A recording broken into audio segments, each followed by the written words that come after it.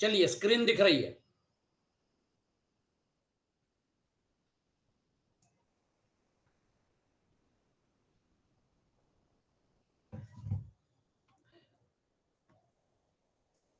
Screen दिख रही है? जी हाँ, जी हाँ, हाँ। साफ दिख रही है। हाँ हाँ। अच्छा, देखिए, अभी ये जो बृहदारण्यक उपनिषद में हमारे सामने हमेशा ये प्रश्न रहता है कि हमारी जो 24 घंटे का अगर मूल्यांकन किया तो उसमें जागृत अवस्था, स्वप्नावस्था और फिर उसके बाद सुषुप्ति अवस्था, इन 3 अवस्थाओं में हम भटकते रहते हैं। अभी जागृत अवस्था चल रही है, बाद में फिर रात को हम लोग सो जाएंगे, स्वप्नावस्था होगी और फिर गहरी नींद में सुषुप्ति अवस्था होगी। 24 घंटे में हम इन अवस्थाओं में अलटते पलटते रहते हैं। ये जो उलट पलट होता रहता है हमारा इन तीनों अवस्थाओं में, ये तीनों अवस्थाओं में हमारी जो उलट पलट होती है, इसके ऊपर हमारे मनीषी जो थे, ऋषि मुनि जो थे, इन लोगों ने बहुत गहरा चिंतन और बहुत इसमें क्या कहना चाहिए अन्वेषण किया, और उन्होंने ये पाया कि ये जो अवस्थाएं हैं, हमारी 3 अवस्थाएं, जागृत, स्वप्न और सुषुप्ति, ये 3 अवस्थाओं को अगर ठीक से स्टडी कर लिया, इसको अगर अच्छे से समझ लिया, तो हमारे अंदर जो आत्म तत्व है, चेतन आत्म तत्व जो है, उसके साथ हम और करीब पहुंच जाएंगे। उसके मतलब उसका साक्षात्कार जो है, वो साक्षात्कार हमको हो सकता है। अब जब हम जागृत अवस्था में रहते हैं, उस समय हमारी इंद्रियां जो हैं, वो इंद्रियां सक्रिय रहती हैं, मतलब ज्ञानेन्द्रियां, कर्मेंद्रियां। विशेषतः ज्ञानेन्द्रियां जो हैं, ये हमारे पंच ज्ञानेन्द्रिय जो है, ये हमारे ब्रेन को, हमारे चित्त को बहुत सारा डेटा लाके देती है। विशेषता हमारी आंख और हमारे कान जो है, इसमें इनकी प्रमुख भूमिका रहती है। इसलिए बाहर से जो सेंस डेटा आता है, उसके साथ हमारा मन जुड़ जाता है, और हमको ये बाहर से जो चीजें मिलती हैं, वो चीजें, चूंकि हम उन चीजों से अलग है, मैं सब्जेक्ट हूं, वो ऑब्जेक्ट है, मैं उनसे अलग हूं, इसलिए वो मुझे प्राप्त करना है। कामना रहती है कि मेरा घर हो, मेरे पास गाड़ी हो, मुझे ये चाहिए, मुझे वो चाहिए। आपको एकदेशीय बनाने के बाद ये व्यवहार शुरू हो जाता है। आप व्यक्तियों के साथ व्यवहार करते हैं, वस्तुओं के साथ व्यवहार करते हैं, और ये व्यवहार जो है, जागृत अवस्था जो हमारी है, उसमें व्यवहार प्रधान रहता है। हमारा जो स्थूल शरीर है, वो स्थूल शरीर इस संसार का एक अविभाज्य अंग है। संसार मतलब ये बाहर का जो है, उसमें जगत जो है, वो जगत में हमारा स्थूल शरीर उसका एक अविभाज्य अंग है। जब तक हम इस शरीर में वास करेंगे, तब तक हमको ये जगत का अनुभव होता रहेगा। लेकिन जैसे ही हम इस शरीर से बाहर निकल जाते हैं, जैसे ही हम शरीर का त्याग करते हैं, वैसे क्या हो जाता है, हमारा शरीर जो है वो तो यहीं रह जाता है, और हमने जो सब इकट्ठा किया था, मेरा मकान है ना, मेरी कार, बाकी सारी चीजें, वो सब यहीं रह जाती है।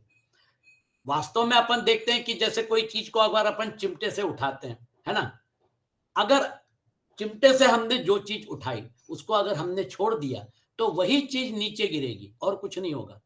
लेकिन यहाँ पे बड़ा अजीब है, हमने तो सिर्फ इस देह को धारण करके रखा हुआ है। जैसे ही हम देह को छोड़ देते हैं, वैसे तो देह भी छूट जाता है, और इसके आजू बाजू जो हमने इकट्ठा करके रखा हुआ है, ये भी छूट जाता है। मतलब सब्जेक्ट भी छूट जाता है और ऑब्जेक्ट भी छूट जाता है।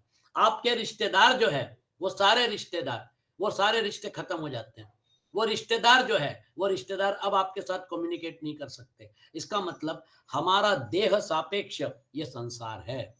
और हम जब मतलब जागृत अवस्था में हम संसार का पूरी तरह से अनुभव करते रहते हैं। लेकिन जब हम जागृत अवस्था से दूसरी अवस्था में जाते हैं, उस समय क्या होता है, उस इस पुरुष के 2 ही स्थान हैं, यह लोक और परलोक संबंधी स्थान। तीसरा स्वप्न स्थान मतलब संध्या स्थान है। उस संध्या स्थान में स्थित रहकर यह इस लोक रूप स्थान और परलोक स्थान, इन दोनों को देखता है। यह पुरुष परलोक स्थान के लिए जैसे साधन से संपन्न होता है, उस साधन का आश्रय लेकर यह पाप मतलब पाप का फल रूप दुख और आनंद दोनों ही को देखता है। जिस समय यह सोता है, मतलब अभी सुषुप्ति अवस्था, उस समय इस सर्वावान लोक की मात्रा एक देश को लेकर स्वयं ही इस स्थूल शरीर को अचेत करके तथा स्वयं अपने वासनामय देह को रचकर अपने प्रकाश से अर्थात अपने ज्योति स्वरूप से शयन करता है। इस अवस्था में यह पुरुष स्वयं ज्योति स्वरूप होता है। आपको स्वप्नावस्था और सुषुप्ति अवस्था इसकी कल्पना दी जा रही है। इस अवस्था में क्या होता है देखिए, स्वप्नावस्था जो है उसको संध्या स्थान बोला है। संध्या स्थान यानी जैसे दिन और रात, इनका संध्या स्थान मतलब संध्या बेला, सांध्य बेला। सुबह रात्रि समाप्त हो रही है और दिन निकल रहा है, वो जो है उजाला हो रहा है, वो संध्या स्थान है। रात्रि और दिन की संध्या स्थान। उसी प्रकार से लोक और परलोक, हमारा जो तथाकथित जो जीवन अभी चल रहा है स्थूल शरीर के साथ, शरीर सापेक्ष हमारा जो जीवन चल रहा है वो हम लोक में है। लेकिन जब हम शरीर को छोड़ देंगे तो फिर हम जब परलोक की बात करेंगे उस समय फिर आगे के जो लोक हैं, भुव स्वाहा महा जनः तपह सत्यम, ये जो लोक हैं परलोक हैं, ये परलोक में कहीं ना कहीं पार्किंग लॉट में हमारा विश्राम होगा। और फिर उसके बाद हमारा वहां पर जैसी पुण्य क्षीण हो जाएगा फिर उसके बाद वापस हम इस लोक में आते हैं। तो ये लोक परलोक का जो चक्कर चलता रहता है, ये लोक और परलोक का चक्र जो है, ये लोक और परलोक का चक्र शरीर में से बाहर निकलने के बाद तो समझ में आता है। लेकिन हम शरीर में हैं, अभी शरीर का त्याग नहीं किया है। लेकिन शरीर का त्याग नहीं किया लेकिन स्वप्न तो देख रहे हैं। तो स्वप्न देख रहे हैं मतलब क्या, जो चीज है नहीं उसकी सृष्टि हो रही है। वो स्वप्न जो है उसकी वास्तविकता नहीं है लेकिन वास्तविक लग रहा है। वो एक निर्मिति है जिसका कोई बेस नहीं है। एक हाथी मेरे से सामने से दौड़ते हुए आ रहा है चिंगारते हुए, वो मुझे मारना चाहता है और मैं घबरा के उड़ जाता हूं। और फिर उसके बाद आप बोलते हैं क्या हो गया, मैं बोलूंगा हाथी चिंगारते हुए आ रहा था मेरे ऊपर, बड़े जोर से बड़े गुस्से से मुझे सूंड में उठाकर फेंकने वाला था। आप बोले कहाँ हाथी है, कौन सा हाथी, कौन सा, कुछ नहीं है, तुम तो तुम्हारे बिस्तर पे सो रहे हो। मैंने एक स्वप्न देखा, भयानक स्वप्न देखा। स्वप्न में हाथी का निर्माण हुआ, एक रास्ते का निर्माण हुआ, उस रास्ते के ऊपर मैं खड़ा हूं, मैं जा रहा हूं और हाथी दौड़ के आ रहा है। ये सारी सृष्टि जो है ये काल्पनिक सृष्टि है ना, ये वास्तविक सृष्टि नहीं है। लेकिन ये जो सृष्टि तैयार होती है, इसके पीछे कौन तैयार करने वाला है?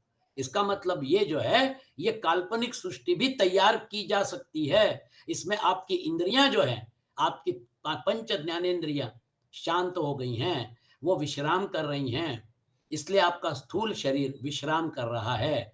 अब आप सो गए हैं, आप जब निद्रा में रहते हैं, जब स्वप्नावस्था में रहते हैं, उस समय आपका सूक्ष्म शरीर जो है, सूक्ष्म शरीर में क्या है, सूक्ष्म शरीर में पंच ज्ञानेन्द्रिय, पंच कर्मेंद्रिय, पंच प्राण, मन और बुद्धि, पंच प्राण। और फिर उसके बाद आपके मतलब कर्मेंद्रिय और ज्ञानेन्द्रिय सूक्ष्म स्वरूप में, स्थूल स्वरूप में तो शरीर में थे, उस समय आपका सूक्ष्म शरीर जो है वो एक्टिव रहता है और वो एक सृष्टि तैयार करके उस सृष्टि में रममाण होता है। इसको संध्या स्थान बोलते हैं। लोक में जो उसने अनुभव किया वो, और परलोक का उसको एक नजारा दिख रहा है।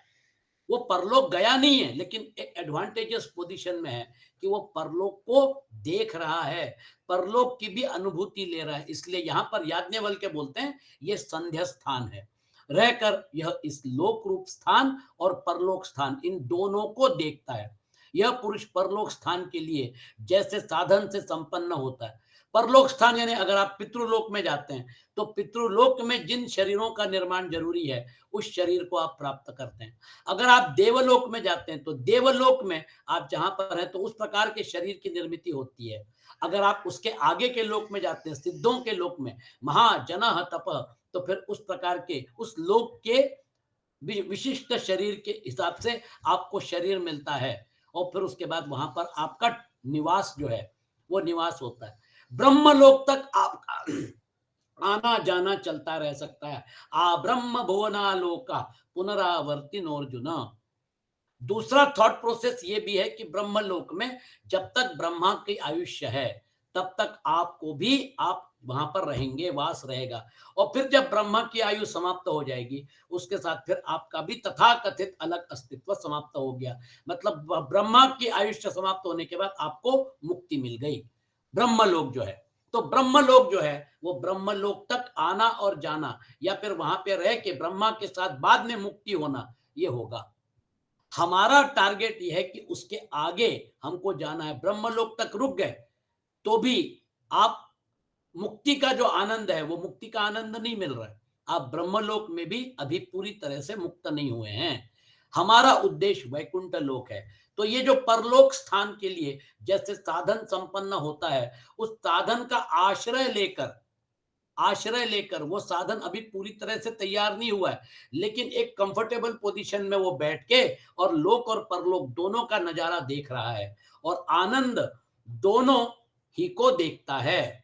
जिस समय यह सोता है, अब यह आपकी सुषुप्ति अवस्था है, उस समय इस सर्वावान लोक की मात्रा एक देश को लेकर स्वयं ही इस स्थूल शरीर को अचेत करके तथा स्वयं अपने वासनामय देह को रचकर, देखिए जब आप सुषुप्ति में जाते हैं उस समय चित्त लीन हो जाता है, मन और बुद्धि ये भी विश्राम करने लगते हैं। इंद्रियां आपकी विश्राम कर रही हैं, मन और बुद्धि जो है ये भी जब विश्राम करते हैं, जब चित्त लीन हो जाता है, उस समय फिर आपको जागृत अवस्था का अनुभव बंद हो जाता है।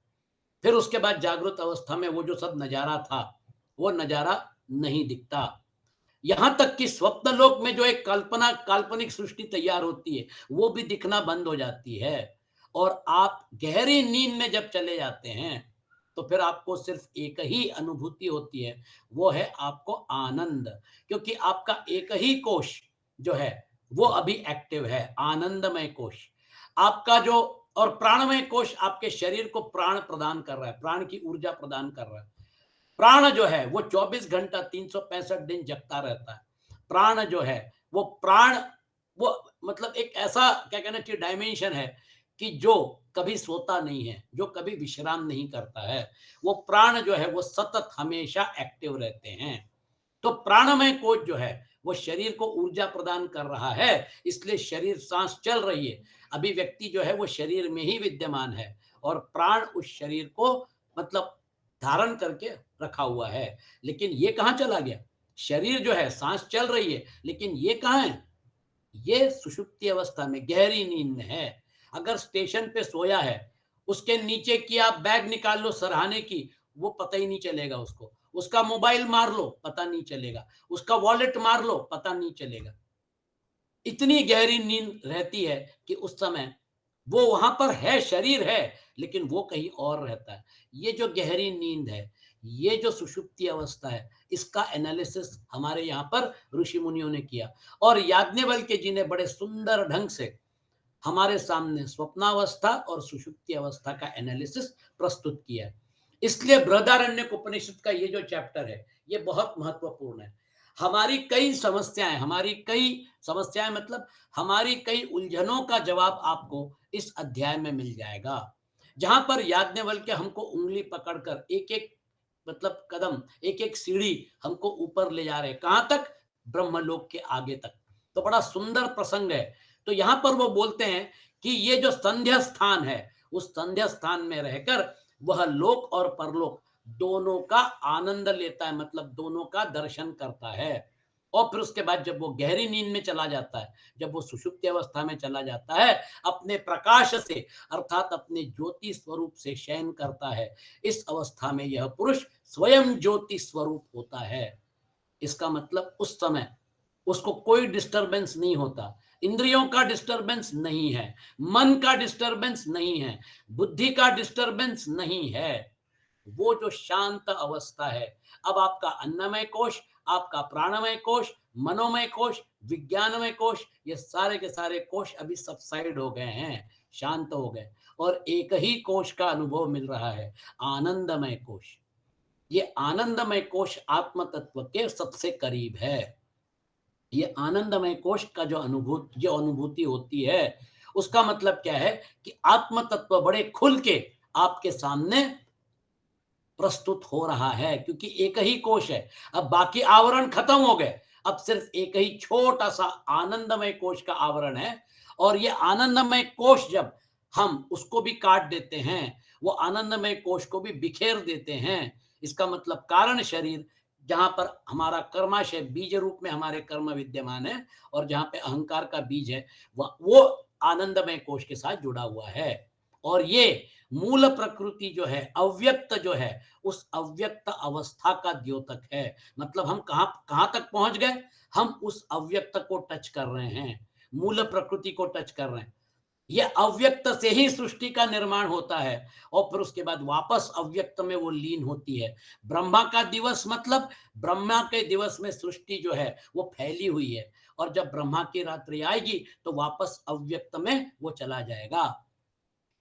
अव्यक्ताद व्यक्तय सर्वाहा, अव्यक्त से व्यक्त होता है और वापस अव्यक्त में चला जाता है। अव्यक्त व्यक्त अव्यक्त ये चलता रहता है।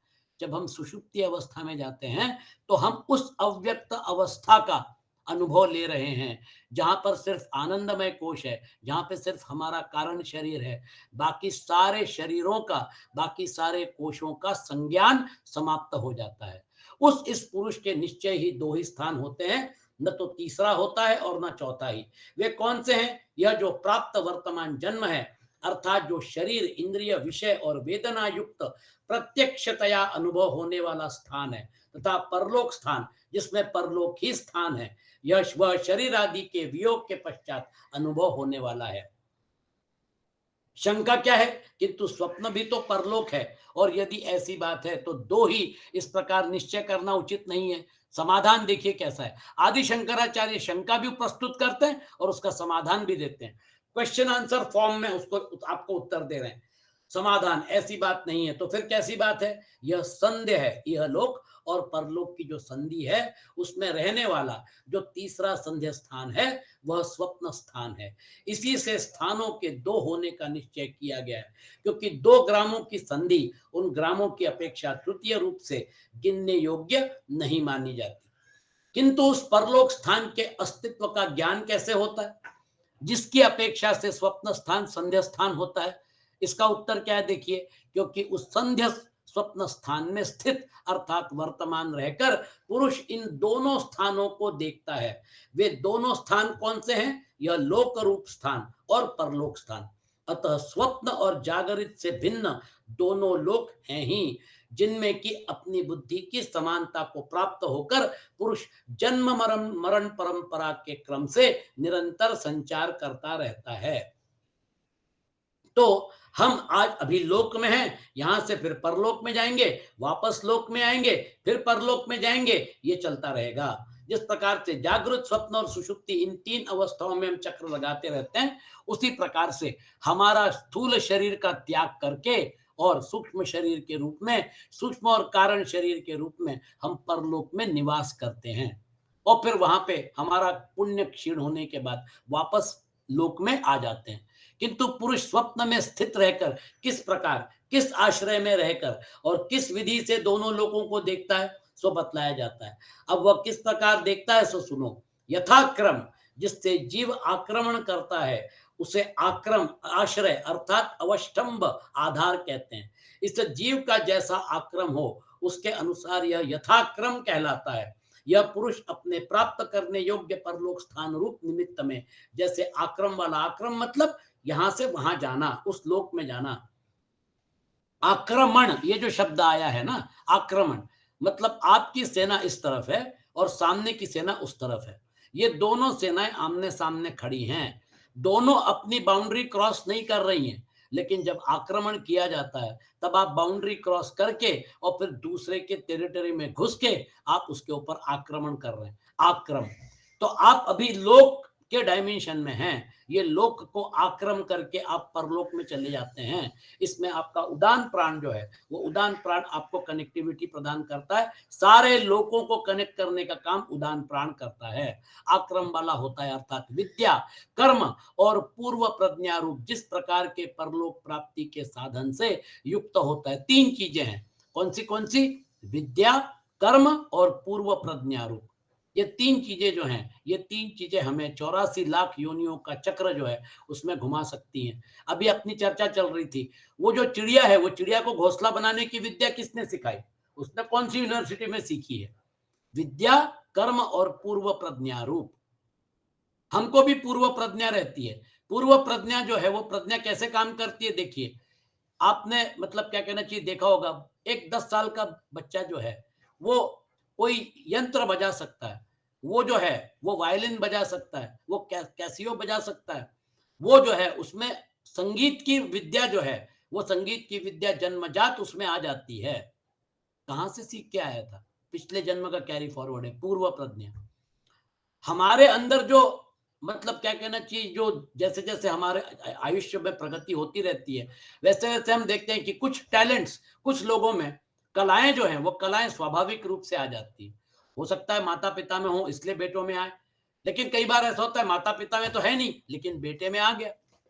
वो जो है, वो बेटा जो है, वो बेटा अपने साथ कुछ कैरी फॉरवर्ड जो लेके आया था, इसको पूर्व प्रज्ञा बोलते हैं। तो विद्या, कर्म और पूर्व प्रज्ञा रूप जिस प्रकार के परलोक प्राप्ति के साधन से युक्त होता है, उस आक्रम को मतलब अंकुर भाव को प्राप्त हुए बीज के समान परलोक स्थान के प्रति उन्मुख हुए, उस आक्रम को आक्रांत कर उसका अवष्टंभ अर्थात आश्रय लेकर दोनों लोगों को देखता है। इसका मतलब ये जो है, ये संधि स्थान जो है, इस संधि स्थान का साक्षात अनुभव, उस स्थान के बारे में पूरी तरह से अनुभूति प्राप्त करके ऋषियों ने उसको हमारे सामने प्रस्तुत किया है। उभयान इस पद में बहुवचन धर्माधर्म के फलों की अनेकता के कारण है।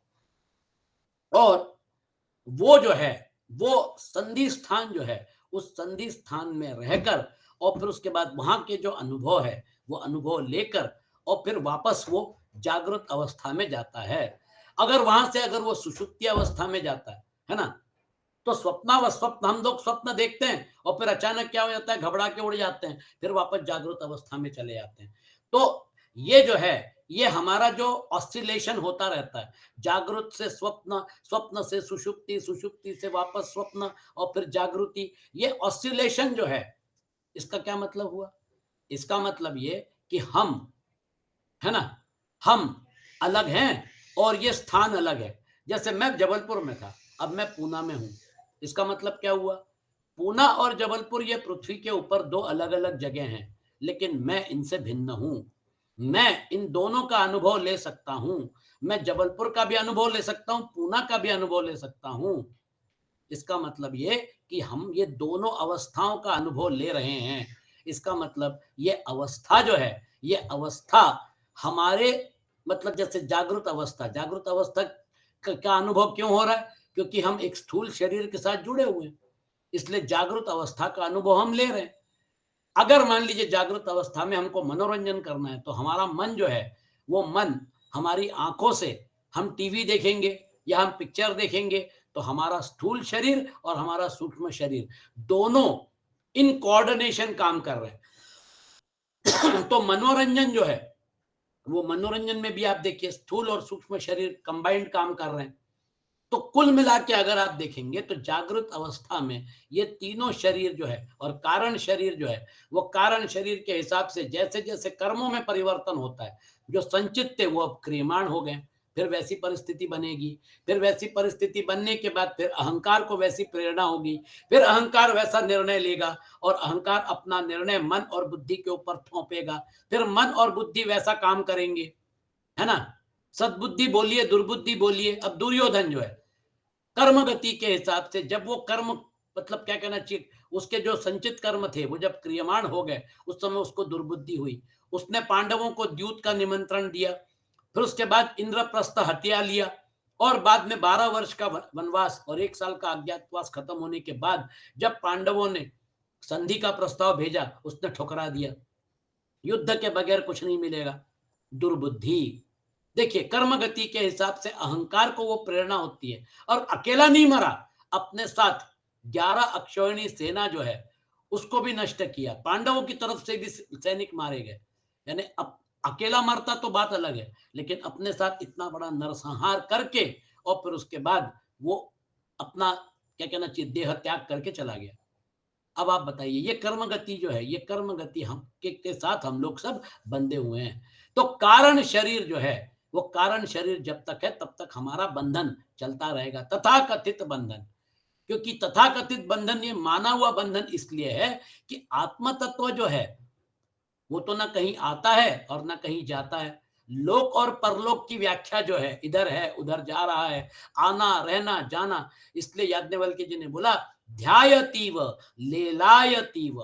बुद्धि जो है वो बुद्धि कर्म कर रही है, क्रिया कर रही है, मन क्रिया कर रहा है, शरीर क्रिया कर रहा है, और आत्म तत्व के ऊपर अन्योन्य अध्यास से वो आरोपित किया जाता है। जैसा मैंने आपको बताया तप्त लोह पिंड, जब लोहा गर्म किया जाता है तो लोहा जो है वो लोहे में अग्नि तत्व उतरता है, और अग्नि तत्व जो है वो लोहे का स्वरूप धारण करता है। इसका मतलब हमारा जड़ जो है वो जड़ के जो कैरेक्टरिस्टिक्स हैं वो चेतन में उतर आते हैं, और चेतन के कैरेक्टरिस्टिक्स जड़ में उतर आते हैं। सो कॉल्ड वास्तव में अग्नि अलग है और आपका लोहा अलग है, लोह पिंड अलग है। जब दोनों को इकट्ठा देखते हैं तब फिर वो अपने को तप्त लोह पिंड के रूप में दिखता है। इसको अन्योन्य अध्यास बोलते हैं। लेकिन एक बात तो स्पष्ट है, हमारे अंदर जो चेतन तत्व है वो चेतन तत्व जो है वो असंग है, वो निर्लेप है। आप बताइए ना, आप इस जड़ शरीर को, स्थूल शरीर को आपने चिता के ऊपर रख के और फिर उसके बाद उसमें शरीर को आपने चिता में फूंक दिया, आत्म तत्व जो उसको कहां क्लेश पहुंचा? वो तो शरीर में है ही नहीं। जिस शरीर को आपने नष्ट कर दिया उस शरीर से तो वो कब का चला गया। इसलिए हम क्या बोलते हैं, अग्निकाष्ट बच्चे को देने के बाद बेटा बोलता है कि मैं मेरे माता पिता का देह समाप्त नहीं कर सकता, उन्होंने मुझे बचपन में खिलाया है, मुझे लाड़ प्यार किया है, मेरे लिए दिन रात जागे हैं, मैं उनको समाप्त नहीं कर सकता। तो धर्म क्या बोलता है, बेटा वो तो गए, अब ये जो है ये धर्म का पालन करो। तुम एक बेटे के नाते तुम्हारा कर्तव्य है कि तुम अग्नि काष्ठ उठाओ और इस मतलब मुखाग्नि दो, इसको अग्नि के समर्पित करो। देखिए, कुल मिला के अगर आप देखेंगे तो आत्म तत्व है कहां वहां पर। तो फिर जब आत्म तत्व उसमें था, है ना, तो आत्म तत्व की वजह से सारी चीजें हो रही थी। आत्म तत्व की वजह से मन काम कर रहा था, बुद्धि काम कर रही थी, अहंकार भी प्रेरणा ले रहा था। तीनों शरीर स्थूल सूक्ष्म कारण ऊर्जा से भरे हुए थे, ओतप्रोत थे। और फिर आत्म तत्व चला गया, जैसे ही शरीर के साथ डिस्कनेक्ट हो गया तो फिर क्या रहा? फिर तो वो मिट्टी है। जला डालो, गाड़ दो, टुकड़े कर डालो, कितना फर्क पड़ जाता है। देखिए, इसका मतलब आत्म तत्व जो है, जैसा भगवत गीता में बताया, न जायते म्रियते वा कदाचिन नायम भूत्वा भविता वा न भूया अजो नित्यः शाश्वतोयम पुराणो न हन्यते हन्यमाने शरीरे।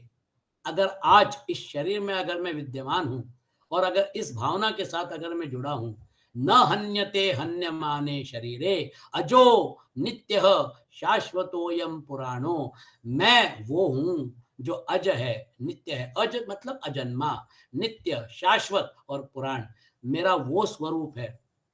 और ये स्वरूप जो है, ये स्वरूप मेरा है, इसका अगर मुझे रियलाइजेशन हो जाए, ये शरीर है तब तक, तो फिर ये शरीर रहे या ना रहे क्या फर्क पड़ता है। जैसे गाय के गले में घंटी बंधी हुई है, गाय को उससे कोई लेना देना नहीं है। गाय के गले में हम घंटी इसलिए बांधते हैं कि गाय जंगल में जब चरने जाती है तो मुझे पता चलना चाहिए कि गाय किस तरफ चर रही है ना। तो फिर वो घंटी का जो नाद है उसको मैं ट्रैक कर रहा हूं कि हाँ गाय उस तरफ चर रही है। वो घंटी से गाय को कोई फर्क नहीं पड़ता है, वो हमको, हमने उसको ट्रैक करने के लिए घंटी बांध के रखी हुई है। उसी प्रकार से ये शरीर जो है ये रहे ना रहे, क्योंकि आप तो अभी जीवन मुक्त अवस्था में चले गए। आत्म तत्व जो है वो तो वैसी निर्लेप है, वो जो है वो असंग ही था। वो शरीर में रहते हुए भी उसको शरीर का, ये गुणों का जो शरीर का व्यवहार चल रहा है उससे वो निर्लिप्त था, लिप्त नहीं था। लिप्त माना हुआ लिप्तता है ये।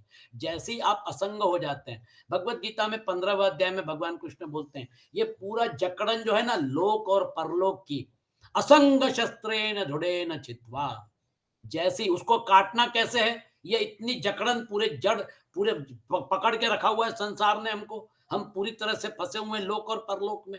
असंग शस्त्रेण दृढ़ेन छित्त्वा, जैसे ही आप असंग हो जाते हो वैसे ही ये पूरा का पूरा छूट के, है ना, पूरा का पूरा ऐसे पिघल के गिर जाता है।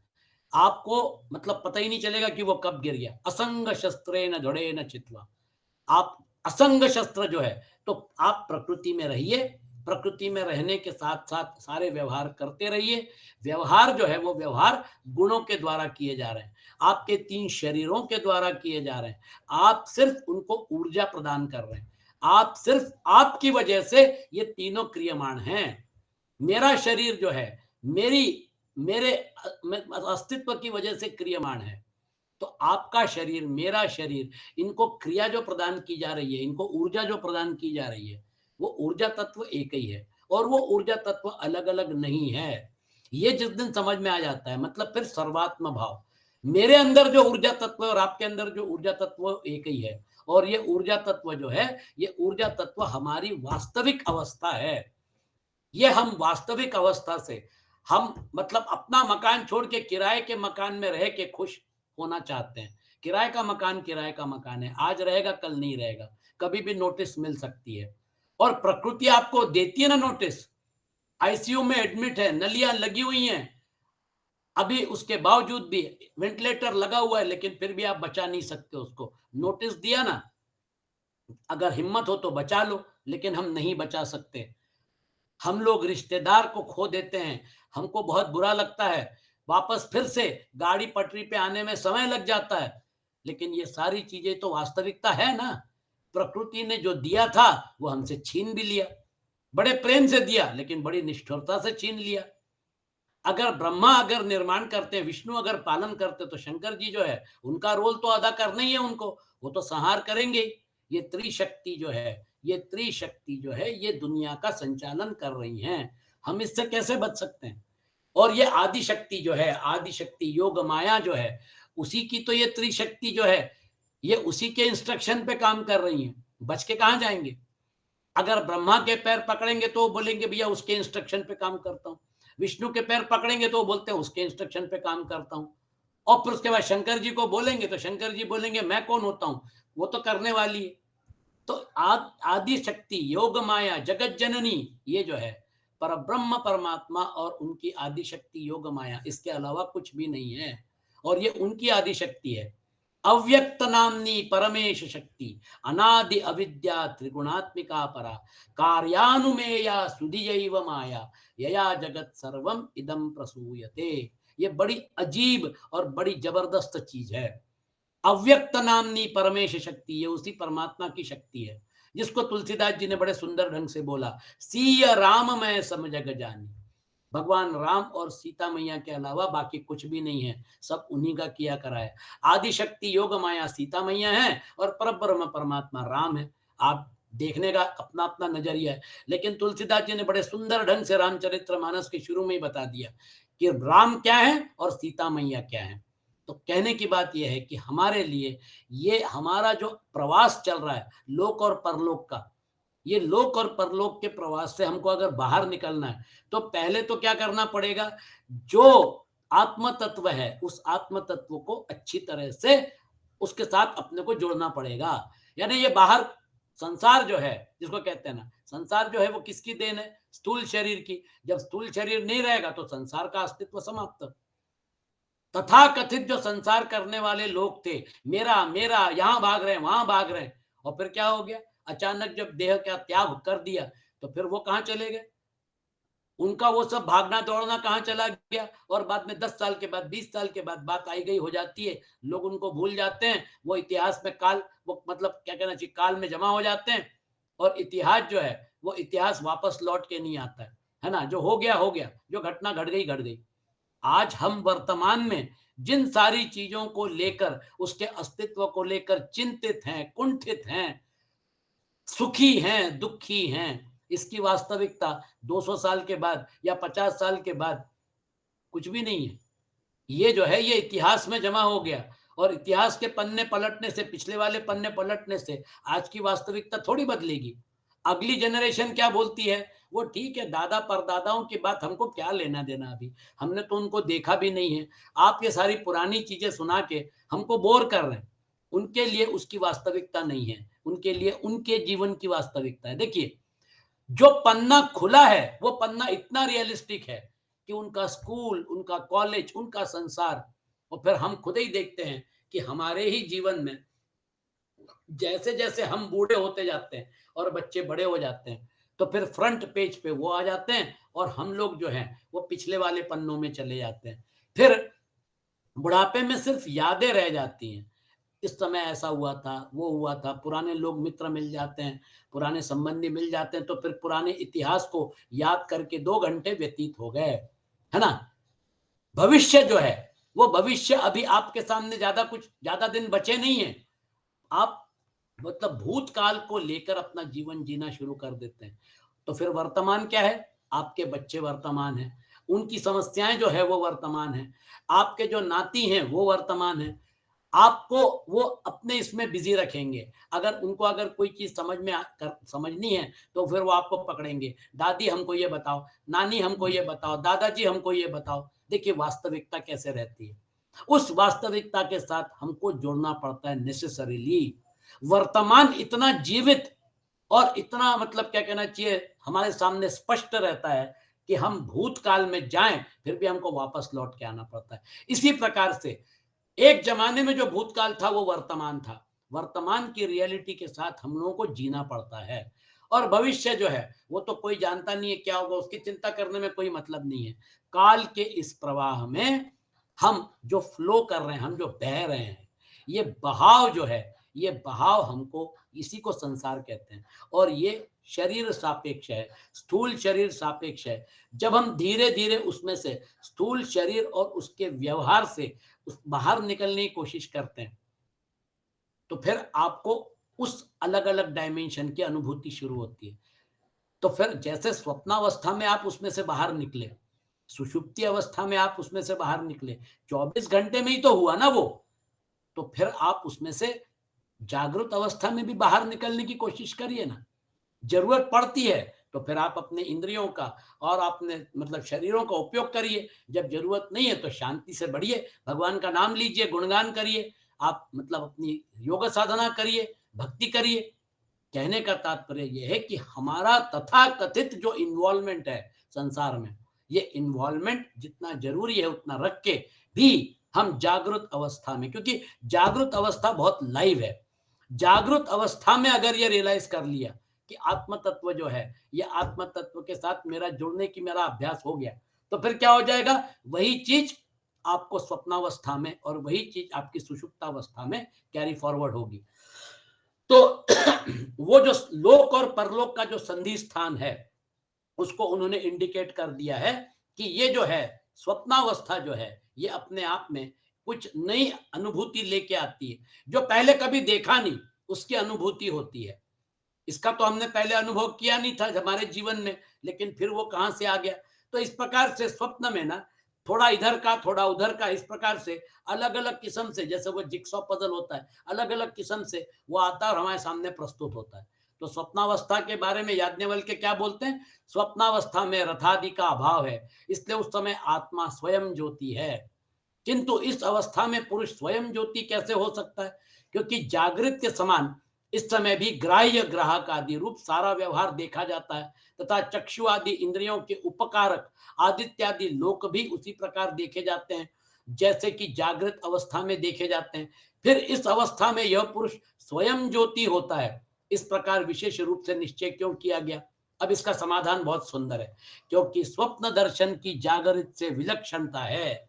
जागृत अवस्था में आत्म ज्योति इंद्रिय, बुद्धि, मन और आलोक आदि व्यापार से व्याप्त रहती है, किंतु यहाँ स्वप्न में तो इंद्रियों के अभाव तथा उनके उपकारक आदित्यादि प्रकाश के अभाव के कारण वह विशुद्ध अर्थात केवल रहती है, इसलिए वह विलक्षण है। देख रहे हैं आप, बाहर से जो प्रकाश मिल रहा था सूर्य का, दिन के उजाले में बहुत सारे कर्म किए जाते हैं, रात के अंधेरे में हम लोग विश्राम करते हैं।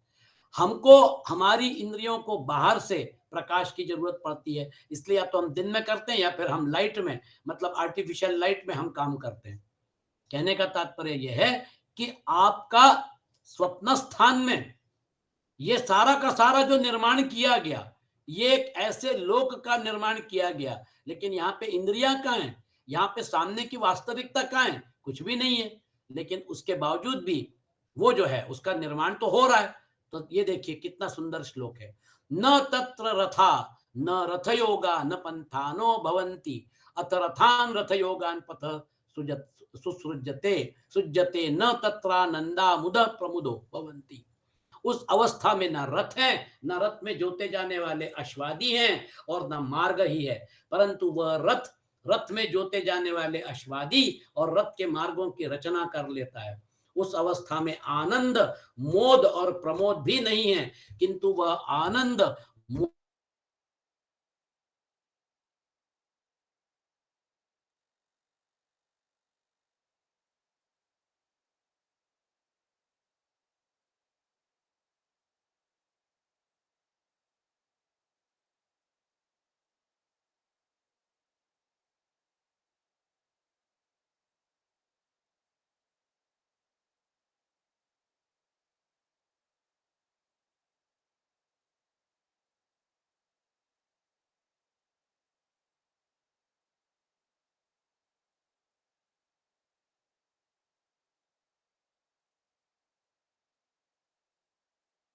कर तथा दूसरा शरीर रचकर इत्यादि, सो अंतःकरण की वृत्ति ही इस लोक की वासना की मात्रा है। उसे लेकर रथादि की वासना रूपा जो अंतःकरण की वृत्ति है, वह उसकी उपलब्धि के निमित्त भूत कर्म से प्रेरित होकर दृश्य रूप से स्थित होती है। उसी को स्वयं निर्माय इस प्रकार कहा है और उसी को रथादीन सृजते इन शब्दों से कहा है।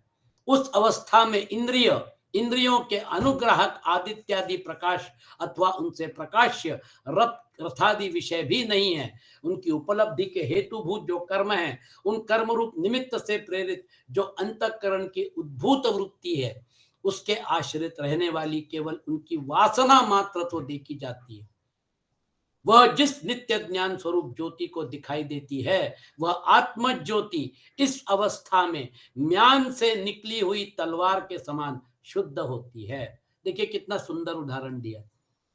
एक चमचमाती हुई तलवार जब म्यान से निकलती है ना, तो उसकी जो चमचमाहट रहती है, तो ये आत्म ज्योति जो है, ये आत्म ज्योति ही तो मन को प्रेरणा दे रही है, सूक्ष्म शरीर को प्रेरणा दे रही है, और फिर उसके बाद एक मनोराज्य की निर्मिति होती है। और वो मनोराज्य की निर्मिति की अनुभूति जो है, जागृत अवस्था में जो मतलब अनुभूति करने वाला है पुरुष, और स्वप्नावस्था में जो अनुभूति करने वाला पुरुष है, और सुषुप्ति अवस्था में आनंद की अनुभूति करने वाला पुरुष है, वो एक ही है, अलग अलग नहीं है। मैं ही जागृत अवस्था का अनुभव ले रहा हूं, मैं ही स्वप्नावस्था का अनुभव ले रहा हूं, और मैं ही सुषुप्ति अवस्था का अनुभव ले रहा हूं। अनुभव अनुभूति अलग अलग है, लेकिन मैं वही हूं। वो जो मैं है, उस मैं को अगर पकड़ना है, तो फिर स्वप्नावस्था जो है, उस स्वप्नावस्था में हम उसके और करीब जा रहे हैं, क्योंकि वहां पर तो कुछ भी नहीं, ना रथ है, ना रास्ते हैं, ना कुछ है, लेकिन वो सारा का सारा सीन तैयार हो रहा है। वो सीन किसने तैयार किया? आत्म ज्योति ने तैयार किया। आत्म ज्योति के प्रकाश में वो पूरी की पूरी सृष्टि जो है, वो सृष्टि तैयार हुई। देखने वाला जो है, वो पुरुष जो है, और सामने मन जो है, उसने एक सृष्टि तैयार कर दी। लेकिन वहां पर आपकी इंद्रियां कहाँ है? वहां पे आपका स्थूल शरीर नहीं है। इसका मतलब माइनस स्थूल शरीर भी आपको अनुभूति हो सकती है। फिर से मैं रिपीट कर रहा हूं, स्थूल शरीर के बगैर भी आपको अनुभूति हो सकती है और होती है। हम उसके बारे में ज्यादा संज्ञान नहीं रखते, हम उसको ऐसी राइट ऑफ कर देते हैं, ओह वो तो स्वप्न था। लेकिन स्वप्न था तो वहां पे क्या हो रहा है? वो स्वप्न की निर्मिति कैसे हो रही है? कौन इसकी प्रेरणा है? इसी प्रकार उस समय आनंद, सुख विशेष, मुदु पुत्रादि प्राप्ति से होने वाले हर्ष, और प्रमुदु प्रकर्ष के प्राप्त हुए वे हर्ष भी नहीं है, किंतु वह आनंद आदि को रच लेता है। तथा उस अवस्था में न वेशांत, छोटी तलैया, न पुष्करणी, तड़ाग आदि शंकराचार्य बहुत सुंदर रूप से उसका वर्णन कर रहे हैं। और कारक के बिना क्रिया का होना संभव नहीं है, और वहां क्रिया के कारक हाथ पैर आदि है नहीं। जहां जागृत अवस्था में वे रहते हैं, वहां आत्म ज्योति से प्रकाशित देह और इंद्रियों के द्वारा रथादि की वासनाओं की आश्रय भूता अंतःकरण की वृत्ति के उत्थान से होने वाला कर्म निष्पन्न हो सकता है। इसी से ऐसा कहा जाता है कि वही करता है।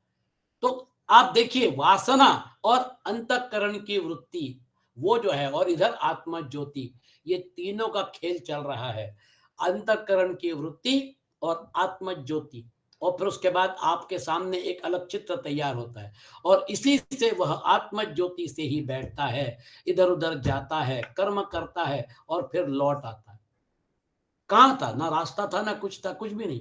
ऐसा कहा है। वहां भी अवभाषक होने के सिवा इस चैतन्य ज्योति का वास्तव में स्वतः कोई कर्तृत्व नहीं है, क्योंकि आत्मा अंतःकरण के द्वारा चैतन्यात्मा ज्योति से देह और इंद्रियों को प्रकाशित करता है। मैं फिर से रिपीट कर रहा हूं, क्योंकि आत्मा अंतःकरण के द्वारा चैतन्यात्मा ज्योति से देह और इंद्रियों को प्रकाशित करता है, और उससे प्रकाशित हुई देह और इंद्रियां कर्म में प्रवृत्त होती हैं।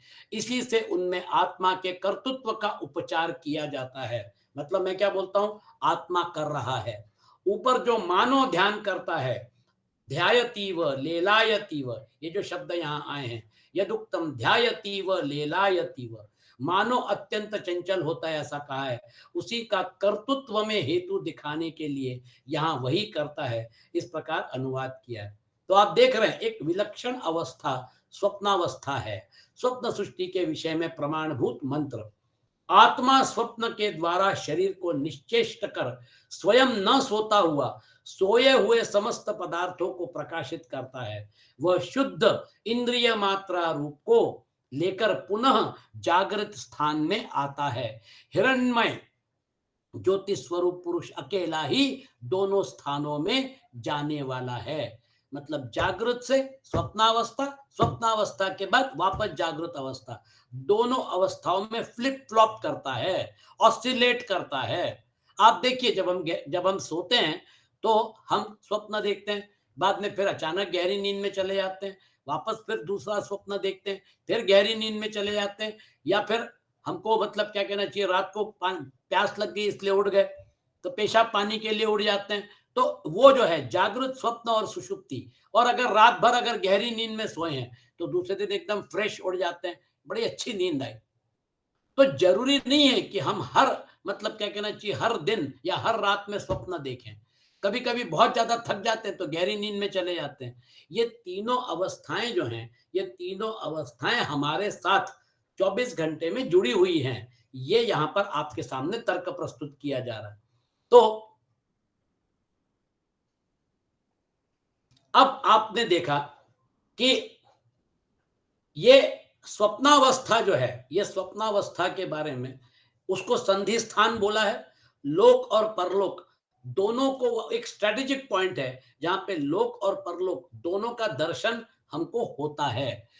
और फिर उसके बाद अगले श्लोक में बोलते हैं, इस निकृष्ट शरीर की प्राण से रक्षा करता हुआ वह अमृत धर्मा शरीर से बाहर विचरता है। वह अकेला विचरने वाला हिरण्मय अमृत पुरुष जहां वासना होती है वहां चला जाता है।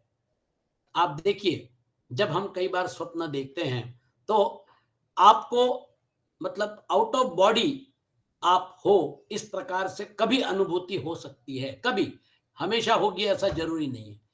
आपका शरीर के साथ जो कांटेक्ट था वो ढीला पड़ जाता है, क्योंकि आपका सूक्ष्म शरीर जो है वो उस समय एक्टिव होता है। और सूक्ष्म शरीर जो है, वो सूक्ष्म शरीर ही तो स्थूल शरीर को जब छोड़ देता है तो हम क्या बोलते हैं, भैया ये तो अभी गए, मतलब प्राण जो है इनका प्राणोत्क्रमण हो गया। अब वो जो है शरीर निष्प्राण हो जाता है। तो सूक्ष्म शरीर और स्थूल शरीर ये बिल्कुल पक्की तरह से जुड़े हुए थे जागृत अवस्था में, है ना, अलग अलग दिख नहीं रहे थे। यहाँ पे क्या हो गया, जब हम निद्रिस्त हो जाते हैं, है ना, जब स्वप्नावस्था में चले जाते हैं तो फिर सूक्ष्म शरीर थोड़ा ढीला पड़ता है। और सूक्ष्म शरीर को काल का बंधन नहीं है, मतलब स्पेस टाइम का बंधन नहीं है, वो जो है वो तो स्थूल शरीर को ही है। इसलिए फिर वो मुक्तावस्था में थोड़ा शरीर के बाहर, और फिर जहां पे उसकी वासना होती है वहां पे जाके और फिर वहां से आ भी सकता है। इसका मतलब इन्होंने स्थूल शरीर और सूक्ष्म शरीर का अच्छे से अन्वेषण किया और सूक्ष्म शरीर को भी अच्छी तरह से समझा। इसलिए हमारे उपनिषदों में आप देखेंगे कि इन तीनों अवस्थाओं का, इन तीनों शरीरों को अच्छी तरह से आपके सामने एनालाइज करके रखा हुआ है। वह अकेला विचरने वाला हिरणमय अमृत पुरुष जहां वासना होती है वहां चला जाता है। इस प्रकार प्राणापानादि 5 वृत्ति वाले प्राण से रक्षण परिपालन करता हुआ, नहीं तो मरने की भ्रांति हो जाती। अतः मतलब शरीर को पोषण तो कर ही रहा है ना वो। अतः इस अवर मतलब निकृष्ट अनेकों अपवित्र वस्तुओं का संघात होने के कारण अत्यंत विभत्स कुलाय घोंसले अर्थात शरीर की रक्षा करता हुआ, किंतु स्वयं उस कुलाय से बाहर विचर कर यद्यपि वह शरीर में रहकर ही स्वप्न देखता है, तथापि उसके संबंध से रहित होने के कारण तदंतरवर्ती आकाश के समान मानो बाहर विचर कर ऐसा कहा जाता है, स्वयं अमृत अमरण धर्मा रहकर ईयते जाता है। जहां कामना होती है अर्थात जहां जहां विषयों में कामना उद्भूत रहती है, उद्भूत वृत्ति रहती है, वासना रूप से उद्भूत उस काम कामना के प्रति जाता है। देख रहे हैं आप, थोड़ा सूक्ष्म शरीर जो है वो अभी स्थूल शरीर से ढीला पड़ता है। अब आगे के श्लोक में क्या बोलते हैं देखिए, एक 10 मिनट और लेंगे और फिर उसके बाद आज का मतलब सत्र समाप्त करेंगे।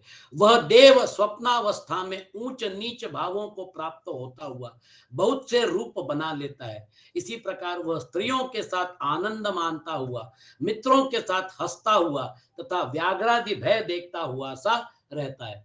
देख रहे हैं आप, इसका एनालिसिस अपन ने अच्छे से कर लिया था। 13वां श्लोक जो है वो उसी पॉइंट को एक्सप्लेन कर रहा है, विशद कर रहा है। और फिर उसके बाद स्वप्न स्थान के विषय में मतभेद और उसके स्वयं ज्योतिष्व का निश्चय। अब अलग अलग स्कूल ऑफ थॉट तो हमेशा रहते हैं। उस समय के जो स्कूल ऑफ थॉट थे उनका यह कहना था कि स्वप्नावस्था जो है, जागृत अवस्था में जो हमने अनुभव लिए हैं उसी का एक मॉडिफाइड रूप है।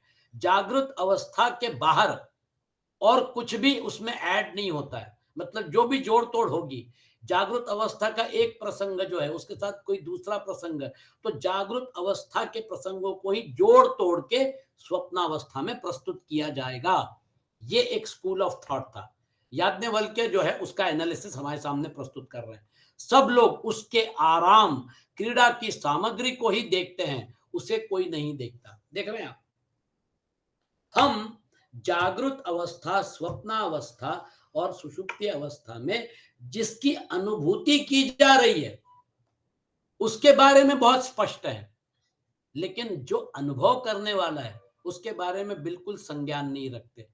मैं जैसे मैं बोला ना कि जागृत अवस्था में अनुभव करने वाला जो पुरुष है, जागृत अवस्था में जो अलग अलग लोग मिल रहे हैं, अलग अलग लोगों से बात चल रही है, अभी जो हमारा सत्संग चल रहा है जागृत अवस्था में, तो जागृत अवस्था की जो अनुभूति करने वाला है, स्वप्नावस्था की अनुभूति करने वाला और सुषुप्ति अवस्था की आनंद की अनुभूति करने वाला जो एक ही पुरुष है, उसकी तरफ हम पलट के नहीं देखते हैं। याज्ञवल्क्य बोलते हैं कि उसकी तरफ पलट कर देखो, क्योंकि अनुभव करने वाला जो है वो कांस्टेंट है, वो शाश्वत है।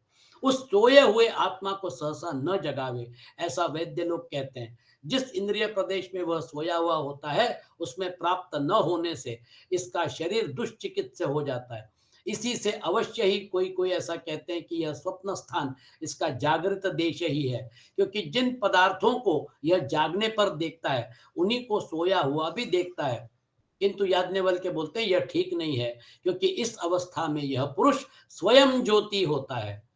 जनक जो है वो जनक इस बात से एग्री करते हैं। वो बोलते हैं स्वयं ज्योति यानी अब जो भी निर्माण होता है वो अब विदाउट शरीर, मतलब स्थूल शरीर की इंद्रियां और वहां से बाहर का जो प्रकाश, सूर्य प्रकाश बोलिए या चंद्र का प्रकाश बोलिए या अग्नि का प्रकाश बोलिए जिसमें हमको चीजें दिखती हैं, है ना, जो एनालिसिस के साथ ये मतलब अध्याय शुरू हुआ था। तो ये आप देख रहे हैं कि यहां पर आपको एक स्वयं ज्योति आत्म तत्व का साक्षात्कार हो सकता है, क्योंकि इस अवस्था में यह पुरुष स्वयं ज्योति होता है। जनक बोलते हैं कि महाराज मैं आपके इस विचार से सहमत हूं और इसके लिए यह मैं जनक श्रीमान को सहस्त्र मुद्रा देता हूं। अब आगे मुझे मोक्ष के लिए उपदेश कीजिए। जनक जो है उसका प्रश्न एक ही था, मुझे मोक्ष का उपयोग चाहिए, आपसे उसके बारे में मुझे संज्ञान चाहिए, ज्ञान चाहिए। वो उपदेश मुझे करिए। याज्ञवल्क्य धीरे धीरे धीरे धीरे उसको आगे बढ़ाते जा रहे हैं और उसकी उत्कंठा को भी बढ़ाते जा रहे हैं। और वो जो है वो जनक यहाँ पे बोलता है कि हाँ, यहाँ ये पॉइंट आपने बिल्कुल सही बोला, लेकिन मुझे मोक्ष तक जाना है और मुझे आगे उपदेश करिए, है ना? तो ये जो है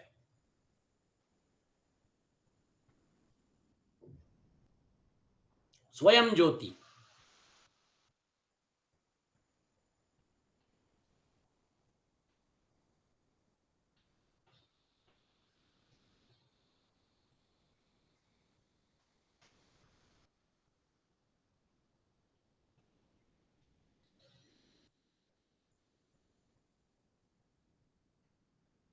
अब सुषुप्ति के भोग से आत्मा की असंगता। देखिए सुषुप्ति अवस्था में क्या होता है, वह यह आत्मा इस सुषुप्ति में रमण और विहार कर पुण्य और पाप को केवल देख कर जैसे आया था और जहां से आया था पुनः स्वप्न स्थान को ही लौट आता है। वहां वह जो कुछ देखता है उससे असंबद्ध रहता है, क्योंकि वह पुरुष असंग है। जनक याज्ञवल्क्य, यह बात ऐसी ही है, मैं श्रीमान को सहस्त्र मुद्रा देता हूं, इससे आगे भी मोक्ष के लिए उपदेश करिए। सुषुप्ति के बारे में क्या बोलते हैं, सुषुप्ति में रमण और विहार कर पुण्य और पाप को केवल देख कर जैसे आया था और जहां से आया था पुनः स्वप्न स्थान को ही लौट आता है। वहां वह जो कुछ देखता है उससे असंबद्ध रहता है, क्योंकि वह पुरुष असंग।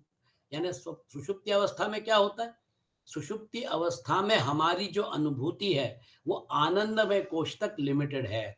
वहां पर हमारी इंद्रियां, हमारा मन और हमारी बुद्धि लीन हो चुके होते हैं और वहां पर जो हमको अनुभूति होती है, उस अनुभूति की जो हमारे पास जो अनुभूति के बारे में जो संज्ञान है, वो संज्ञान एकदम सुपर फाइन, बहुत जिसको कहते हैं ना, बिल्कुल मतलब एकदम जिसको मुलायम और ऐसा इस प्रकार से वो रहता है, क्योंकि उसमें ग्रॉस एलिमेंट नहीं रहता।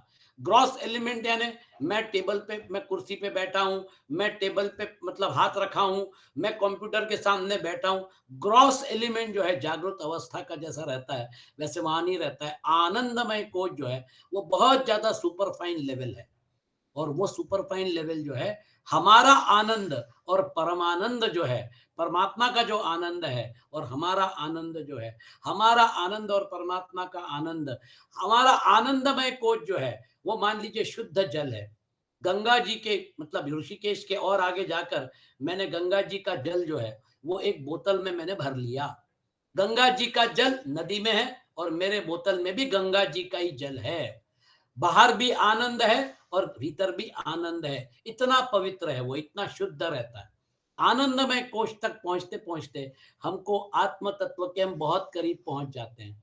ये जो हमारा आत्म तत्व है जो वास्तव में सर्वात्म है, लेकिन जिसको हमने शरीर के साथ बांध के रखा था, जीव भाव से वो ग्रस्त हो गया था। मेरा शरीर, मेरा स्थूल शरीर, मेरा सूक्ष्म, मेरा कारण शरीर, वो जो है, वो जो हमने उसको बांध के रखा था, जकड़ के रखा था, एक देशीय बना के रखा था, वो जैसे आनंदमय कोष के लेवल पे हम चले जाते हैं, वो सर्वात्म भाव के करीब जा सकता है। वो जो जल हमने बोतल में भर के रखा हुआ था, जब हम देखते हैं कि अरे ये जल जो है, ये जल नदी का ही है, ये जल और मैंने जो जल भरा हुआ है, ये जल को मैं मेरे घर में लेके जाऊंगा, पूजा के रूम में रखूंगा और फिर वहां पर जब मैं पूजा करूंगा उसमें वो जल मिला मिला दूंगा। और ये मैं मान के चलता हूँ कि गंगा जी का जल जो है वो मैं मेरे मतलब हर रोज की जो मेरी पूजा है उसमें मैं गंगा जल का स्नान करवाऊंगा। हमारे जो मतलब क्या कहना चाहिए पूजा रूम में जो भगवान की मूर्तियां हमने रखी है, हमारी भावना जो है कि गंगा जी से स्नान किया जा रहा है। वास्तव में गंगा जी जो है वो तो अपनी जगह बह रही हैं और यहाँ पे मैं उनका जल लेके आया हूँ, लेकिन हमारी भावना देखो कैसी है। हम गंगा जल लेके और गंगा जल का स्नान हमारे मतलब क्या कहना चाहिए मूर्तियों को करवा के हम ये मान के चलते हैं कि वो गंगा जी में ही स्नान कर रहे हैं। भावना का सवाल है। तो कहने का तात्पर्य है कि हमारा आनंदमय कोष जो है वो बहुत सुपर फाइन एलिमेंट है। वहां पर जीव भाव जो था जिसमें हम ग्रस्त हो गए थे और जिसकी वजह से मेरा स्थूल शरीर, हाय मेरे स्थूल शरीर को सुख मिल रहा है, मेरे स्थूल शरीर को दुख मिल रहा है, वहां पे स्थूल शरीर की अनुभूति लगभग समाप्त हो गई है और सूक्ष्म शरीर में मन और बुद्धि जो है वो लीन हो गए हैं, ज्ञानेंद्रियां जो हैं वो लीन हो गई हैं, कर्मेंद्रियां जो हैं उसको प्राण की ऊर्जा मिल रही है, वो शरीर काम कर रहा है, हार्ट बीट कर रहा है, लिवर काम कर रहा है, किडनी अपना काम कर रही है, ऑटो मोड में काम चल रहा है।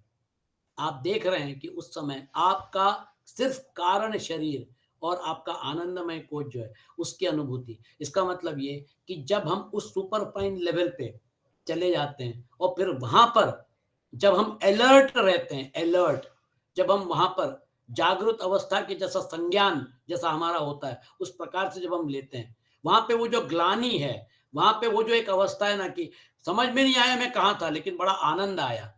हम सुषुप्ति अवस्था में जब अलर्ट रहते हैं, इसका मतलब फिर हम तुरीय अवस्था तक पहुंच जाते हैं। सुषुप्ति अवस्था और तुरीय अवस्था में सिर्फ डिग्री का अंतर है। सुषुप्ति अवस्था में एक ग्लानि है, सुषुप्ति अवस्था में एक मतलब क्या कहना चाहिए, एक अविद्या का पर्दा है। जब हम तुरीय अवस्था में छलांग लगाते हैं तो फिर हम अलर्ट और एक्टिव हो जाते हैं कि मैं किस चीज का संज्ञान ले रहा था। मेरे तीनों कोष जो है वो तीनों कोष कहाँ चले गए। अब मेरा शुद्ध स्वरूप जो है वो शुद्ध स्वरूप का फिर मुझे अनुभव होना शुरू होता है, वही आत्मानुभूति है। याज्ञवल्क्य यह बात ऐसी है, मैं श्रीमान को सहस्त्र मुद्रा देता हूँ और फिर उसके बाद 15वें श्लोक के बाद धीरे धीरे देखिए वहां पर फोकस किया जा रहा है। तो यहाँ पर ये जो है यहाँ पर क्या कहना चाहिए, ये पॉइंट भी नोट करना जरूरी है।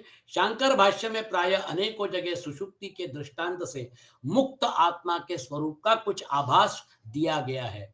इससे कुछ लोग इस भ्रम में पड़ जाते हैं कि सुषुप्तावस्था में स्थित और मुक्त पुरुष की प्राय एक ही स्थिति होती है, किंतु ऐसा समझना भारी भूल है। मुक्त पुरुष का सभी अवस्थाओं और स्थूल सूक्ष्म और कारण शरीर से भी सदा के लिए संबंध छूट जाता है। उसके सभी माइक बंधनों का अत्यंत अभाव हो जाता है। जो मैंने आपको बताया, वो जब तुरीय अवस्था में जाके अवस्थित हो जाता है फिर उसके बाद उसको वो जो अनुभूति है वो अनुभूति होना शुरू हो जाती है। लेकिन यहाँ पर अभी तुरीय अवस्था में नहीं, वो तो सुषुप्ति अवस्था में। लेकिन सुषुप्ति अवस्था मैंने बोला ना, इट इज अ क्या क्या कहना चाहिए, मतलब प्रीकर्सर। आपको तुरीय अवस्था जो है उसकी अनुभूति का एक छोटा सा झलक, छोटा सा ट्रेलर यहाँ पे मिलता है। सूक्ष्म एवं कारण शरीर से भी सदा के लिए संबंध छूट जाता है, उसके सभी माइक बंधनों का अत्यंत अभाव हो जाता है। लोक दृष्टि में उसके शारीरिक व्यवहारों की प्रतीति होती रहने पर भी मुक्त पुरुष का उनसे कुछ भी संपर्क नहीं रहता। परंतु सुषुप्ति एक अवस्था है जो स्वयं बंधन है, अतः सुषुप्त जीव की मुक्त आत्मा के साथ कोई वास्तविक समानता नहीं है। इसका दृष्टांत इसलिए दिया जाता है कि जिस प्रकार मुक्त आत्मा सभी प्रकार के हर्ष शोक आदि विकारों से सदा के लिए संबंध रहित हो जाता है, उसी प्रकार सुषुप्त जीव भी कुछ क्षण के लिए, नोट कर लीजिए, सुषुप्त जीव भी कुछ क्षण के लिए हर्ष शोक आदि की अनुभूति से रहित होता है, क्योंकि उस समय वह अव्याकृत माया के अंशभूत कारण शरीर के सहित ही ब्रह्म में स्थित होता है। इसलिए उसे कुछ भी भान नहीं होता। यदि वास्तव में मुक्त की सी ही उसकी स्थिति होती तो पुनः संसार में उसका प्रत्यागमन नहीं होता। अतः सुषुप्ति के सुख को मोक्ष सुख मानकर उसके अनुभव के लिए रात दिन सोए पड़े रहने की भूल कभी नहीं करनी चाहिए। बस एक स्टेप नीचे हैं और कुछ नहीं। सुषुप्ति से तुरीय अवस्था में जब छलांग लगाई जाती है तो फिर आत्म तत्व का साक्षात्कार होता है। वह यह आत्मा इस संप्रसाद से क्रमशः सम्यक प्रकार से प्रसन्न होता हुआ इस सुषुप्तावस्था में स्थित रहकर किस प्रकार सम्यक प्रसन्न होता हुआ, तो स्वप्न से सुषुप्तावस्था में प्रवेश करने की इच्छा वाला आत्मा स्वप्नावस्था में रहने पर ही मित्र और बंधुजनों के दर्शन आदि से रति का अनुभव कर तथा अनेक प्रकार के विहार कर, अर्थात उस विहार के फलस्वरूप श्रम की उपलब्धि कर, तात्पर्य यह है कि केवल देख कर, मतलब आप स्वप्नावस्था में भी कई बार जब हम स्वप्न देखते हैं तो हम थक जाते हैं, क्योंकि स्वप्न जो है उसमें भी एक्सर्शन होता है और फिर हम थकावट महसूस करते हैं। लेकिन जब हम गहरी निंदा में चले जाते हैं तो फिर ना स्वप्नावस्था की थकावट है और ना जागृत अवस्था का मतलब क्या कहना चाहिए थकावट है। तो शरीर जो है स्थूल शरीर और सूक्ष्म शरीर दोनों रिलैक्स होते हैं, कारण शरीर के साथ जब हम जुड़ जाते हैं या हम सुषुप्ति अवस्था में जाते हैं। अब वो जो है वो आपको जागृत, स्वप्न और सुषुप्ति के बारे में उन्होंने थोड़ी आइडिया आपको दे दी। और याज्ञवल्क्य जो है, बस एक अगला श्लोक में लूंगा, वह यह आत्मा इस स्वप्नावस्था में रमण और विहार कर तथा पुण्य और पाप को देखकर ही फिर जिस प्रकार आया था और जहां से आया था उस जागृत स्थान को ही लौट जाता है। वह वहां जो कुछ देखता है उससे असंश्लिष्ट रहता है, क्योंकि यह पुरुष असंग है। देखिए, अगर ये जागृत अवस्था में भी कम जाता है और स्वप्नावस्था में भी जाता है, इसका मतलब इसमें इसके पास फ्रीडम है, ये दोनों अवस्थाओं में चक्कर मार सकता है ना? फ्रीडम है। जैसे एक मतलब उदाहरण बहुत सुंदर दिया है आगे, वो उदाहरण जो है वो उदाहरण आपको स्पष्ट कर देगा। जागृत अवस्था के भोगों से आत्मा की असंगता, वह यह पुरुष इस जागृत अवस्था में रमण और विहार कर तथा पुण्य और पाप को देख कर फिर जिस प्रकार आया था उसी मार्ग से यथास्थान स्वप्न स्थान को ही लौट जाता है। आप 24 घंटे का एनालिसिस करिए, हम जागृत अवस्था, स्वप्नावस्था और फिर अपना सुषुप्ति अवस्था, या फिर स्वप्नावस्था सुषुप्ति, या फिर जागृत स्वप्न या जागृत सुषुप्ति, ऐसे हम ऑसिलेट करते रहते हैं। मतलब हम फ्री हैं, इन तीनों अवस्थाओं में भटकते रहते हैं। इसका मतलब भटकने वाला और अवस्थाएं अलग अलग है। अवस्थाओं का संज्ञान जो है, अब जैसे जागृत अवस्था है तो उसमें शरीर जो है, स्थूल शरीर का मतलब क्या कहना चाहिए, बड़ा महत्वपूर्ण रोल है। इंद्रियां जो हैं वो डेटा लेके आती हैं, तो मन भी काम कर रहा है, बुद्धि भी काम कर रही है, इंद्रियां भी काम कर रही हैं।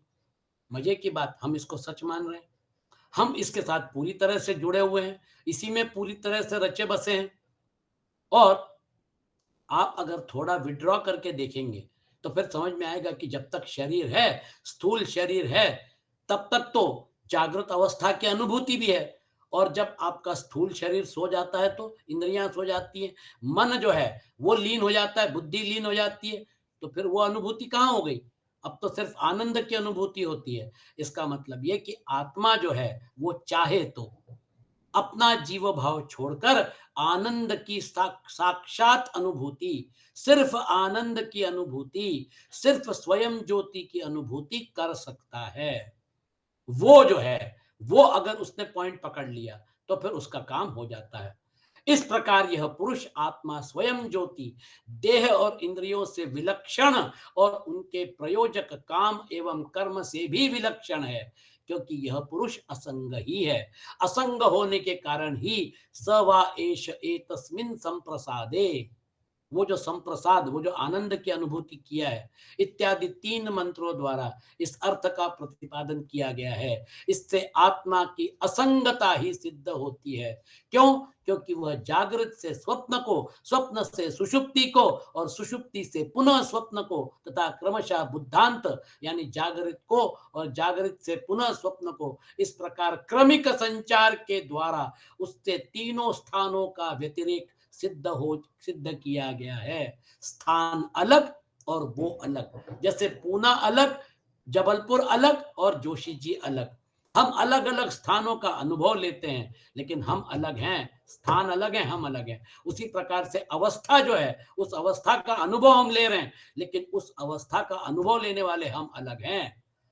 अब वो जो जागृत अवस्था जो है, वो जागृत अवस्था में सूक्ष्म अपना स्थूल शरीर जो है, हाय मेरा स्थूल शरीर, मुझे सुख हो रहा है, मुझे दुख हो रहा है, शरीर को सुख दुख हो रहा है, शरीर जो है वो संसार में फंसा हुआ है, शरीर को थपेड़े लग रहे हैं। मन और बुद्धि जो है वो जो संसार में फंसी हुई है, तो मन को आघात लगता है, बुद्धि को आघात लगता है, और हम उस आत्म तत्व, असंग आत्म तत्व के ऊपर उसका आरोप कर रहे हैं। तथा जागृत से पुनः स्वप्न को इस प्रकार क्रमिक संचार के द्वारा उससे तीनों स्थानों का व्यतिरेक सिद्ध किया गया है। पहले भी स्वप्नो भूतवेमं लोकमिति क्रामति मृत्यो रूपाणी, इस वाक्य द्वारा इस अर्थ का उल्लेख किया गया है। उसका विस्तार से प्रतिपादन कर अब जो केवल दृष्टांत मात्र रह गया है, तो फिर इसका मतलब बहुत सुंदर दृष्टांत देते हैं। पुरुष के अवस्थांतर का संचार में महामत्स्य का दृष्टांत बहुत सुंदर दृष्टांत है। क्या बोलते देखिए, जिस प्रकार कोई बड़ा भारी मत्स्य नदी के पूर्व और अपर दोनों तीरों पर क्रमशः संचार करता है, उसी प्रकार यह पुरुष स्वप्न स्थान और जागृत स्थान, इन दोनों ही स्थानों में क्रमशः संचार करता है। एक बहुत बड़ी मछली जो होती है, वो बड़े आसानी के साथ इस छोर से उस छोर अपना तैरती रहती है। वो एंजॉय करती है। पानी का बहाव हो रहा है, लेकिन पानी के बहाव से उसके ऊपर कोई परिणाम नहीं होता, क्योंकि वो बहुत बड़ी मछली है और वो एंजॉय करती है इस छोर से उस छोर, उस छोर से इस छोर। उसी प्रकार से जैसे मछली एक छोर से दूसरे छोर जाती है, उसी प्रकार से ये जो आत्म तत्व है, ये आत्म तत्व दोनों अवस्थाओं की अनुभूति कर रहा है, जागृत अवस्था की भी और स्वप्नावस्था की भी। स्वप्नावस्था और जागृत अवस्था का ये जो ऑसिलेशन है, इसको मत्स्य का उदाहरण देकर, एक महामत्स्य का उदाहरण देकर समझाते हैं। और फिर उसके बाद आपकी सुषुप्ति अवस्था जो है ना, उसका वर्णन देखिए कैसे, कितना सुंदर करते हैं। सुषुप्ति आत्मा का विश्रांति स्थान है, इसमें शयन का दृष्टांत है। जिस प्रकार इस आकाश में शयन, बाज अथवा सुपर्ण तेज उड़ने वाला बाज सब ओर उड़कर थक जाने पर पंखों को फैलाकर घोंसले की ओर ही उड़ता है, इसी प्रकार यह पुरुष इस स्थान की ओर दौड़ता है जहां सोने पर वह किसी भोग की इच्छा नहीं करता और न कोई स्वप्न ही देखता है।